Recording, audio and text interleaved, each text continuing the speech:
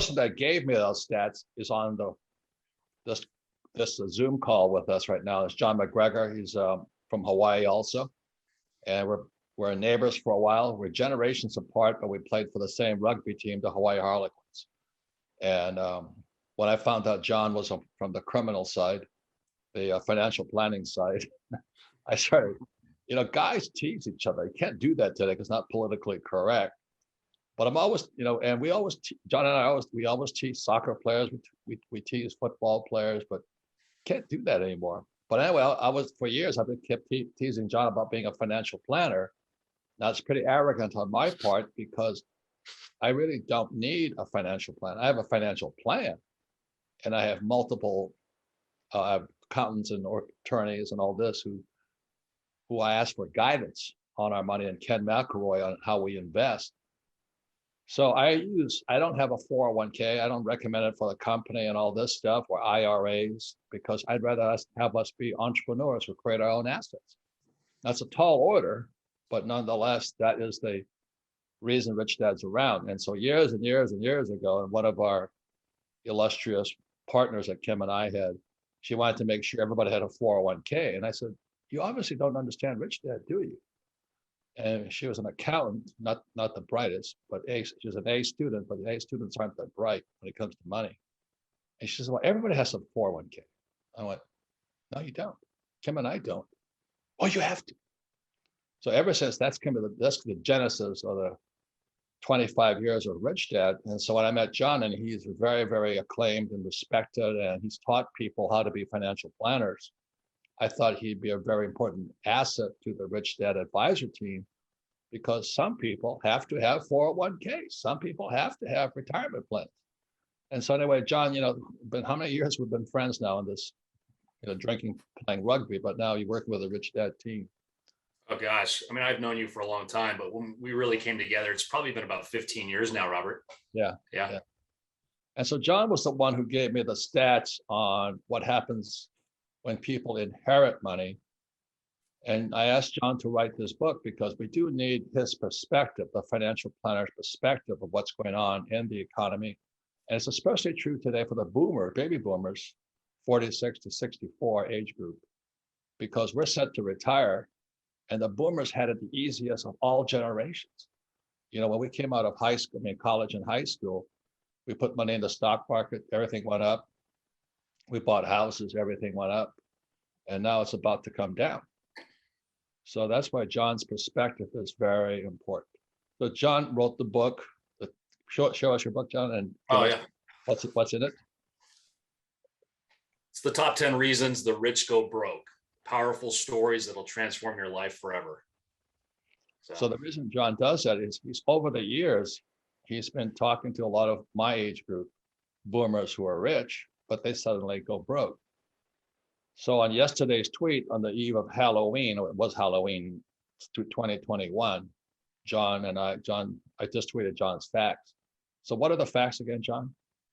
Well, they're staggering, and they're only getting worse, Robert. And I think it's so important that you're doing this show, especially given the amount of assets that are going to transfer from one generation to the next as the baby boomers retire and get older, passing that wealth on to their kids.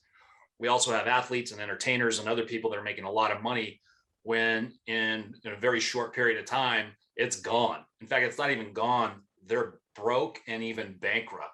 So, we talk a lot about the professional athletes. In the NFL, 78% of NFL football players will go bankrupt within the first couple of years. 78%. Now, keep in mind, the average NFL football player has made $6 million over a 3-year time period. They don't last very long in the NFL because it's such a physical sport.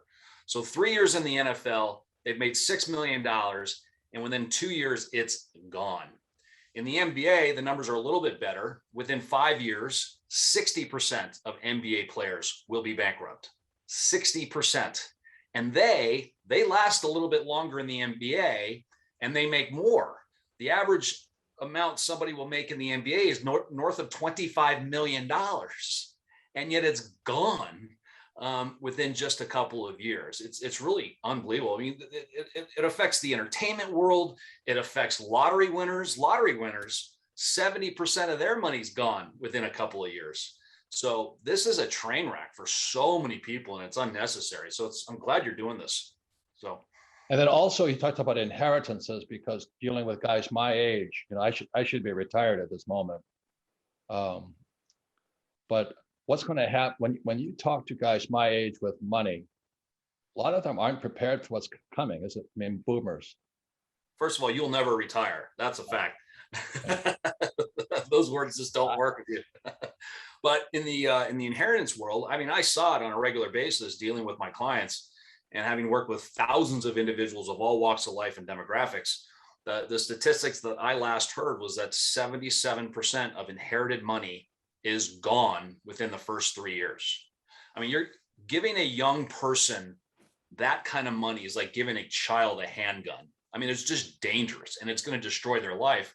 You look at lottery winners and you interview them after they've won that money and they've dealt with that money for some time. Most of them will tell you they wish they had never won that money to begin with, because it's ruined their lives. It's led to suicide, depression, addiction, family problems, all kinds of, because they're not prepared. And, we could go back to the school system as a culprit behind this.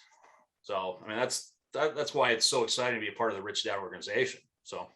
And also, when you talk to boomers my age, most of them have never really had a hard time. No. I mean, they've had booms and busts and things like this, but not like we're in right now. No, it's a great point. As I talk about in my book, the old paradigm of getting a job or, going to college, getting your degree, getting a job, working for 30 years, retiring with your watch and a pension, that just doesn't work anymore. And maybe some savings that you've accumulated over time. We talk about the financial world, it's the three-legged stool. It's the company pension, it's the government pension, in our case, Social Security, and then it's personal savings. It's not really a three-legged stool anymore. It's more like a high wire act with no safety net. It's just because pensions, as we've talked about many times, those are going away. Companies aren't offering them anymore. And the ones that are available are severely underfunded. And these promises that these companies or governments or school or unions or what have you that promise their people, it's in writing, it's guaranteed, they're being challenged in court and they're winning. Or I should say the people that have worked hard are losing in these court cases, and they're seeing their pension benefits cut significantly. Then you have Social Security, which is our system here in the US. It's not my guess, it's not conjecture, just mathematically that will be bankrupt in 2034. That's 11 years. And now the third leg of the stool, which is supposed to be a leg, it's personal savings. The average individual could not come up with $500 for an emergency expense. 65% could not come up with $500 for an emergency expense.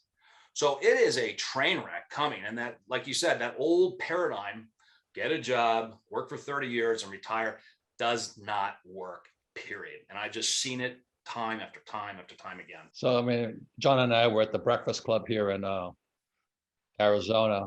He gets a little hot. I get a little hot thinking about it.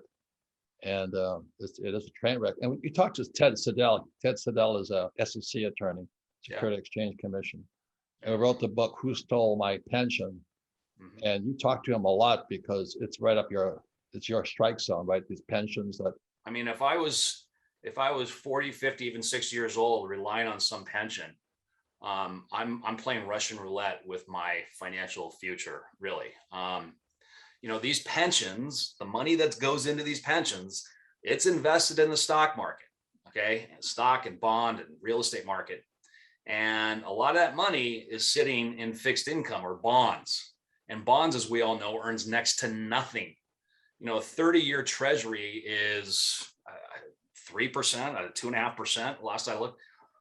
So what these pensions have to do is they have to take extraordinary risk in other parts of their portfolio, hedge funds, private equity, and all of these exotic financial instruments, in order to get that higher rate of return to make up for the shortfall of their bond portfolio. And so we're seeing a lot of tumultuous activity in these pension plans. And the bottom line is they are just not funded properly. They don't have enough money to pay out their benefits. That's why we're seeing these benefits that were promised cut legally. And and you were talking to Ted, and you say it goes to the government, the people that manage the government employee pension plans, and they're in cahoots with the Wall Street guys. Mm-hmm. And so they say, so let's say I'm head of the teachers union. And then they turn that account over to, let's say, JP Morgan or something. Yeah. Yeah. I mean, you were telling me when we're sitting having breakfast, they start collecting money for future things that haven't even done yet. Something like that. What was that you explained to me? Yeah. So I was talking to Ted, and he's the leading authority whistleblower in the pension system. And Ted's the guy, what, we wrote the book together, Who Stole My Pension. Yeah. This is a warning for you. If you have a person who's counting on a big time pension, Ted Siddell's book, Who Stole My Pension, we wrote together, but John took it further with Ted. I could not recommend, if you are reliant on a pension or know somebody who is, I would get your hands on that book as soon as possible. So Ted and I spent quite a bit of time on the phone talking about this stuff, and he goes in and takes deep dives on these pension plans, and he can see firsthand. I mean, he's a master of identifying how these things are so ill managed, and he's exposing what's going on. So, for example, he shared with me a lot of these asset managers will come in and they'll get hired by the pension, and the pension will say, okay, we're going to give you $100 million over a 10-year time span. So $10 million every year. But the money manager is charging a fee on that full $100 million, even though they're not managing that. It was just mind-boggling. Those are some of the things that are going on that a lot of people don't understand. The other problem with pensions that I saw firsthand is the pension boards. These people that are in charge of making decisions on behalf of the pensions. And these people don't know anything about investing. They may have donated a refrigerator to the local, organization or the church or what have you. Or, I did a lot of pension consulting in Hawaii, and a lot of these people don't have a clue. They're all good people, but they don't have a clue on investing. And so I would be in there to give my update on the portion of the pension that I'm managing. And so often we get together in the quarterly meetings. It's at some nice golf resort, and they look at me and they say, okay, John, it's your turn. You've got 2 minutes because we've got a tea time at 12 o'clock.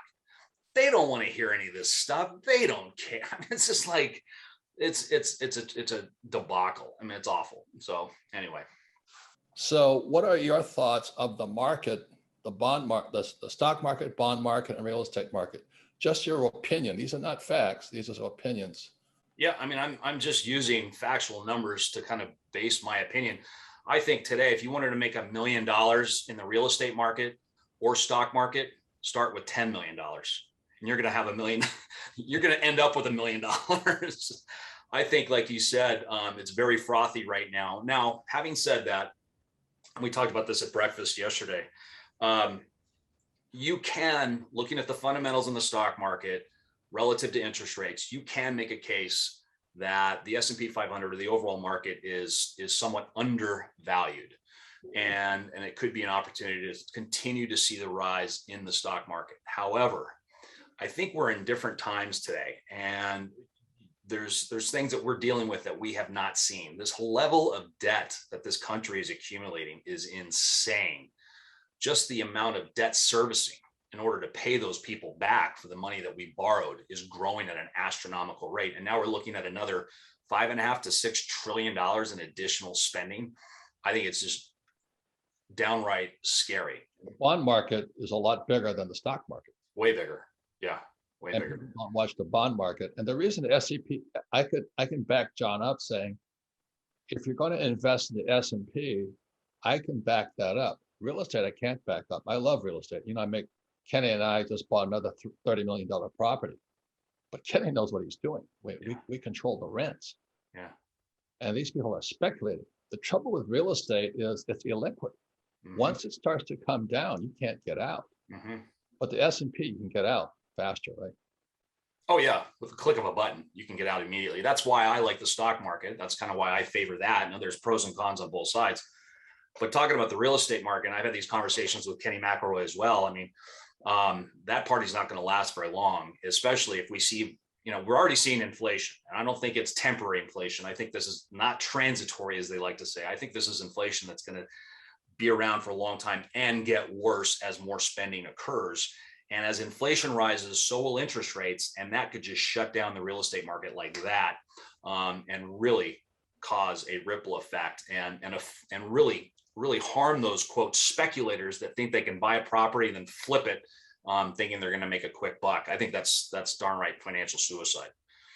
Right. And the thing that John's saying right now is that the bond market and the real estate market, if interest rates go up in there, that drops the stock market, but you can get out quickly.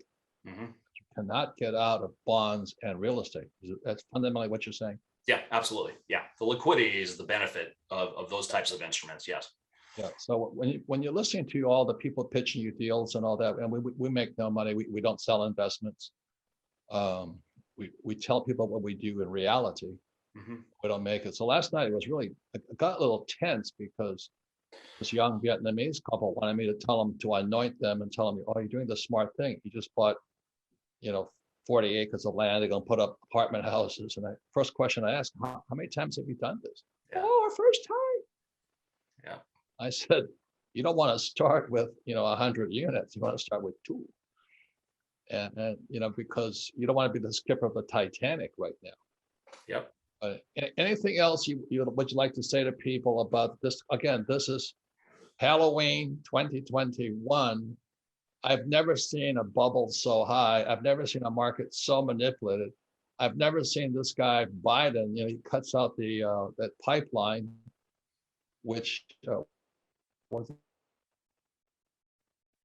pipeline or you cut out those for a coming in from second. Canada. Right. We lost. What was that pipeline that comes in? That was the XL pipeline. Yeah. So what that happened was it made America energy dependent again.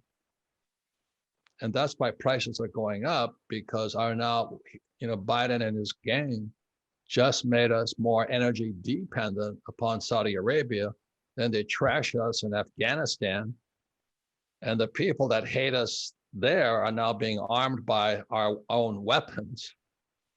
And we have ships tied up at port who can't unload, and we have nothing to export. I heard this one thing, it was bad enough the ships can't, unload, but there's nothing to take out. Mm-hmm. We're not producing. And Biden's paying people, hundreds of dollars not to work, or paying them $25 an hour not to work. It's crushing small business. We're not producing anything, and now they're going to pay $450,000 per immigrant crossing the border. I mean, John, this is your chance, because every time I talk to you about this, you kind of lose your cool. Yeah. I use the word train wreck a lot, and I don't know if this is a train wreck on steroids. I mean, we kill our own pipeline because we were energy independent, but we kill our own pipeline. Then we allow the pipeline between Russia and Europe to go forward. And now we're struggling to find enough petroleum. And now we're begging OPEC to open up their oil supplies. Nothing makes sense right now, nothing. And I just have to keep wondering what is going on behind the scenes. You cannot screw this many things up. This is 100% batting average, 1,000% batting average on failure. Every single thing in society, in our economy, is going wrong. You have to wonder if this is intentional. You have to. So, like you just said, the supply chains, inflation, the border, you name it, Afghanistan.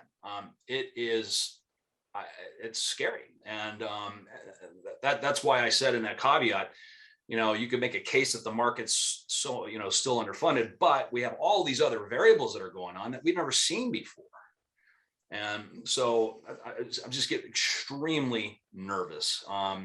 So going back, I think the final thing that I would say is, the number one rule of investing, the number one most basic rule of investing, no matter what you're buying, is buy low and sell high, right? I mean, that's just common sense. Yet when things are going bad, no one wants to touch it. It's when the market's way up here, that's when they want to jump in. Just like real estate, the stock market, now it's Bitcoin, right? Bitcoin's way up here. Oh, I got to get in. I'm missing out on the opportunity. Instead, people need to be doing just the exact opposite. And the reason they're doing that, it's fear and greed.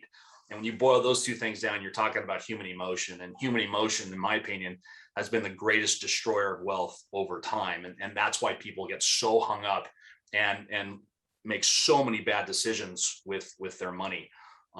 So anyway, I could go on and on, but anyway, John, so let me plug John's book again, The Top 10 thanks. Why the Rich Wrote. And if you have a baby boomer parent, have them read this book, because the baby boomers are right now, they've been the luckiest generation in history. They've only known up. And I think the party is about over. And if they have a financial planner, John, they should read your book first, then talk to their financial planner, right? Something like that. It sounds self-serving, but yeah, I would highly recommend that. I mean, the overarching theme of this book is learning from people's successes is smart, but learning from the mistakes is genius. And so I really get down to the core of why so many people make bad mistakes and why they never get off the rat race. And this is stories of the rich, but it's really about everyone, why everyone struggles and fails to get out of the rat race and off of Pain Island, as I call it. And if you do want to look for a financial advisor, I do have a free download on my website. It's the ultimate guide to selecting your financial advisor.